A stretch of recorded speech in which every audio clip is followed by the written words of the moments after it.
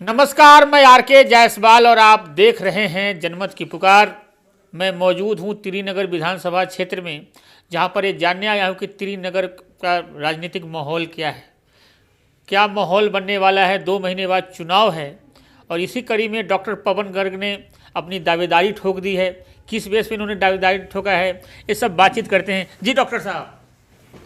हाँ जी, क्या लगता है आपको त्रिनगर विधानसभा की समस्या के बारे में कितनी समझ है? त्रिनगर विधानसभा समस्या ही समस्या है। देखिए, स्वास्थ्य का तो बिल्कुल ही चरमराया हुआ है।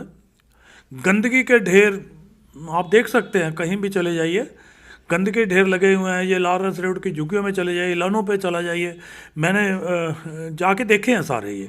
और व्यवस्था बिल्कुल ही चरमराई हुई है। आप त्रिनगर विधानसभा की ही नहीं, दिल्ली की पूरी की व्यवस्था बिल्कुल चरमराई हुई है। ये सारा कुछ देख के ही तो मैं एकदम इस उम्र में राजनीति में एकदम कूदा हूँ, उतरा नहीं, कूदा हूँ। मुझे कोई शौक़ नहीं है कि मैं राजनीति में आऊँ। मैं सिर्फ सेवा नीति में आ रहा हूँ और ये दिखाना चाह रहा हूँ कि एक आम आदमी, एक पब्लिक आदमी, एक साइकिल पे चलने वाला, पैदल चलने वाला डॉक्टर MBBS सेवा नीति कर सकता है, बस। और मेरा कोई उद्देश्य नहीं है। जहां आप स्वास्थ्य सेवाएं की बात कर रहे हैं, वहां पर अरविंद केजरीवाल जगह जगह मोहल्ला क्लिनिक बनवाए हैं, लोग वहां पर इलाज कराने भी जाते हैं। कितने सहमत हैं?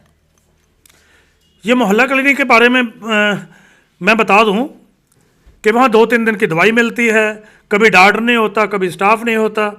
तो मेरे तो ऐसा लगता है, और ऐसे ऐसे जगह बने हुए हैं जैसे गंदगी की जगह, गंदे गंदे पार्कों में, और वहाँ वो लाइनें लगी रहती हैं वहाँ भी सर 2-4 गोलियां लेने के लिए। और वहाँ पे अगर मेरा अपना एक सुझाव है कि अगर आप छोटे छोटे हॉस्पिटल खोलें गली मोहल्लों में, और उसमें आप माइनर OT, छोटे छोटे हॉस्पिटल अगर 1-8 किलोमीटर में खोले तो ये रश भी एकदम कम हो जाएगा बड़े बड़े हॉस्पिटलों में। ये मेरा मानना है। इन 1 दिन की दवाई दे के, 2-3 दिन की दवाई दे के आप क्या पब्लिक को शो करना चाह रहे हो? अरविंद केजरीवाल 2 लिस्ट जारी कर चुके हैं, जिसमें कांग्रेस से और दूसरी पार्टी भाजपा से जो लोग आए हैं उनको भी जगह दिया है। दूसरी लिस्ट में भी ऐसा ही उन्होंने, अगर आप देखें तो मनीष सिसोदिया अपने क्षेत्र से छोड़कर दूसरे सीट से लड़ रहे हैं। कैसे देखते हैं? देखिए, मैं इन सब चीज़ों पे मैं बिल्कुल क्लियर हूँ। अपने ये जो मैं इसमें उतरा हूँ, मैं राजनीति वर्ड यूज़ ही नहीं करूँगा। मैं हमेशा सेवा नीति करूँगा। ये नाम ही गलत है। ये सब राजनीति हो रही है हर लेवल पे राजनीति हो रही है। इसीलिए मुद्दे आगे नहीं आए। ये सारी पार्टियां, सारे सब कुछ, ये सारे मुद्दों को हटाने के लिए ये सब कर रहे हैं। सारे एक ही थैली के चट्टे बट्टे हैं। अब इलेक्शन के समय में देख सकते हैं, कोई इस पार्टी में जा रहे हैं, कोई उस पार्टी में जा रहे हैं, मगर आपने फैसला किया कि आप निर्दलीय लड़ेंगे। निर्दलीय ही तो मैं इसीलिए लड़ना चाह रहा हूं कि doctor Pavan Garg army single man army है। और ये मैं दिखाना चाहता हूं कि एक क्वालिफाइड MBBS डॉक्टर अगर इस उम्र में उतर सकता है इस एनर्जी के साथ, और पैदल साइकिल कभी थका नहीं है, तो ये मैं दिखाना चाह रहा हूं। अगर ये मीडिया वाले इसको हाईलाइट करें। इतनी एनर्जी कहां से है आपको वास्तव में? ओ तेरी क्या बात है। ये एनर्जी मुझे लगता है ये गली मोहल्ले वाले बताएंगे आपको, क्योंकि मेरा हमेशा ही, मैं घर घर जाके मरीज देखता हूँ, बेड रिडन मरीज देखता हूँ, और किसी को भी मुझे साइकिल पे रोक लेते हैं, डॉक्टर साहब दवाई लिख दो, ये मेरी समस्या हल कर दो, ये समाज सेवी आप बहुत हो, ये समस्या है। तो मैं रुक रुक के करता हूँ। ये एनर्जी मुझे पब्लिक से मिलती है, पब्लिक से एनर्जी मिलती है, और मुझे बहुत खुशी होती है। अच्छा गर्ग साहब, अगर आप विधायक चुने जाते हैं तो क्या काम करेंगे क्षेत्र में? क्षेत्र में काम ही काम है, बहुत काम है। ये देखिए, सड़कों का, गंदगी का, स्वास्थ्य का, सब तरफ ध्यान देना है, सब तरफ ध्यान देना है, बहुत काम है। हमारे साथ मौजूद हैं इनकी धर्मपत्नी, क्या नाम है मैडम? मेरा नाम सुनंदा गर्ग है। जैसा कि डॉक्टर साहब ने अभी अभी बताया कि त्रिनगर विधानसभा में बहुत से ऐसे काम हैं जो अभी करने वाले हैं, जहां लोग पहुंच ही नहीं पाते, जहां नेता लोग पहुंच ही नहीं पाते। जो हम 30 साल से शकूरपुर में रह के समस्याएं हम जितनी समझी हैं वो डॉक्टर साहब आपको बता चुके हैं। जैसा कि स्वास्थ्य के लिए हम 30 साल से लोगों में जुड़े हुए हैं। डॉक्टर साहब 30 सालों से घर घर जाके जैसे जिसकी रिक्वायरमेंट होती है डॉक्टर साहब उनके घर जाते हैं। किसी भी तरह की हेल्प, किसी कोई पुअर लड़की है, किसी की शादी करनी है, उनके पास पैसे नहीं हैं तो उसमें भी योगदान देते हैं। जैसे कि कोरोना के दिनों में मंदिरों में, गुरुद्वारों में तो लोग पहुंच नहीं पाते थे, ठीक है। इवन मंदिर भी बंद हो गए थे, पब्लिक के लिए मंदिर बंद हो गए थे।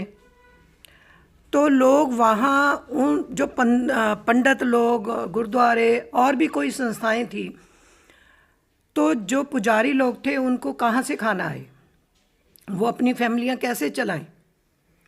मुझे लगता है, जहाँ तक याद है मुझे, मैं पहले ये बात कभी नहीं बोली क्योंकि आज डॉक्टर साहब सेवा के लिए निकले हैं, इसलिए मैं बताना चाहती हूँ कि आप मंदिरों में जाके पूछिए, जिन मंदिरों में हमने उनको पुजारियों की सेवा की है, चाहे वो फाइनेंशियल हो, चाहे कोई बीमारी की समस्या हो, तो मैं जाके बल्कि पंडित लोगों को कहती थी कि जी आपने नाम नहीं बताना हमारा कि आप कौन दे के गया, बस आप ये रखो कि ताकि आपका परिवार कोरोना में चलता रहे, ठीक है। इस तरह की समस्या, कोई बच्चे को शिक्षा की ज़रूरत है, कोई पढ़ाई की ज़रूरत है, किसी के पास कोई पैसे नहीं है, जितना का हमारे से हो पाया हमने उसका भी किया।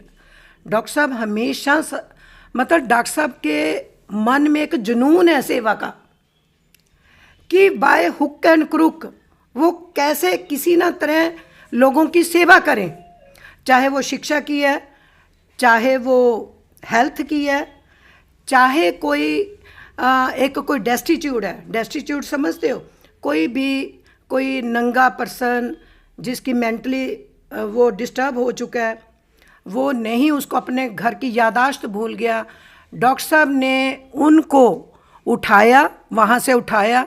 अलग अलग संस्था से डॉक्टर साहब बहुत सारी संस्थाओं से जुड़े हुए हैं। उन संस्था में डॉक्टर साहब ने खुद जाके वहाँ पे भर्ती करा के उनको जितनी मेडिकल एड दे सके, जितना भी उनको फाइनेंशियल अफोर्ड 200-400 जितना भी वो हम कर सकते थे, डॉक्टर साहब ने उनका किया।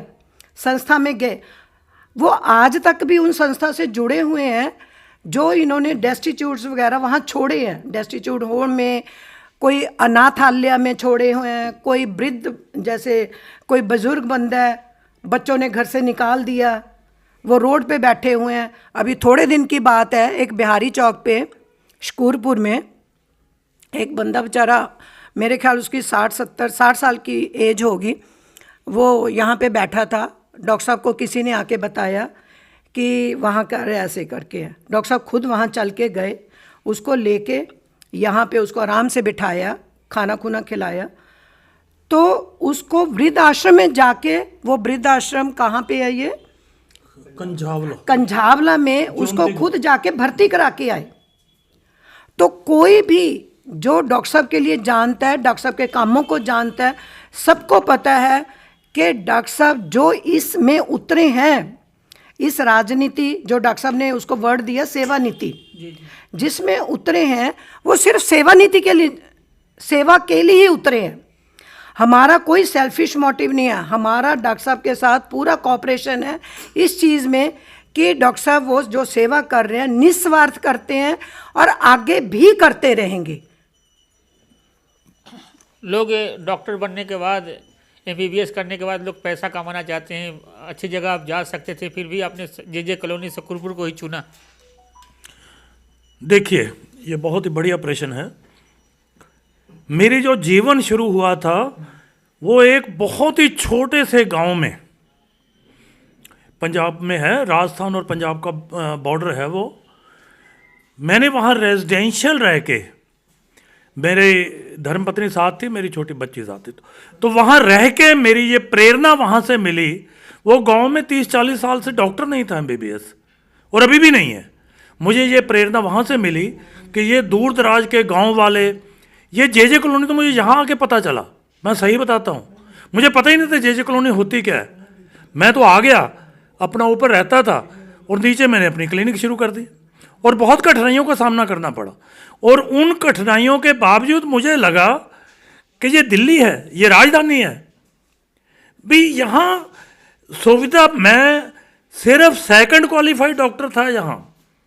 देर was no qualified doctor in this Shakurpur J colony. I was totally disheartened, दिल हिल गया था मेरा।